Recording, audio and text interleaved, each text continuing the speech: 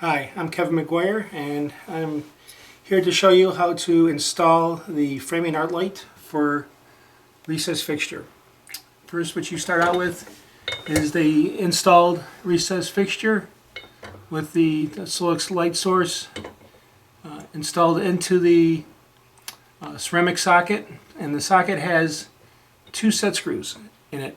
And when you insert the SoLux bulb into the socket, you want to make sure the set screws are backed off a little bit, and then insert the bulb into the socket and then secure down the screws. It's really important to make sure that you have a proper connection, because with low voltage, if you don't have a proper connection, that junction between the bulb and the socket will get hot, and you will have premature failure. Otherwise, this bulb will last you for many years of service if you install it properly. So that's the first thing. The one part that comes with the framing art light is the snout. And what you have here is a set screw on this one side. I'll try to get a light on it for you. So you can see the set screw right there. And then you have an access hole to get at it on this side. So what I'm going to be doing is putting my Allen wrench through the hole and then securing the set screw on the other side. So when you do that, you want to turn the light off and make sure that the set screw is lined up with this section of the trim.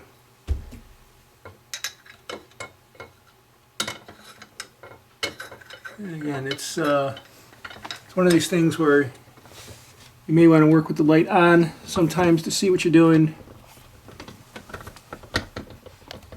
And you want to make sure, there you go, you want to make sure that bulb's in there. And again, you can see that the two openings are in this position right here. There. Position here and over there.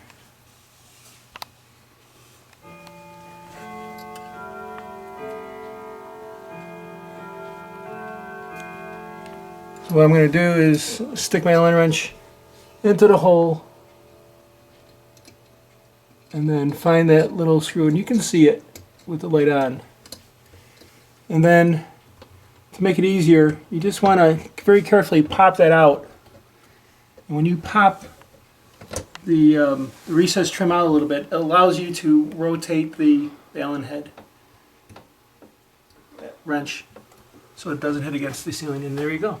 So now it's firmly locked into place with the set screw on the far side. And what I'm going to do now is fill that hole with another set screw that comes with the kit. And it's small, so you want to be careful not to drop it. But again, turning the light on does help to see what you're doing. And it doesn't really get as hot as you think it does. If you work at a decent pace, you should be fine.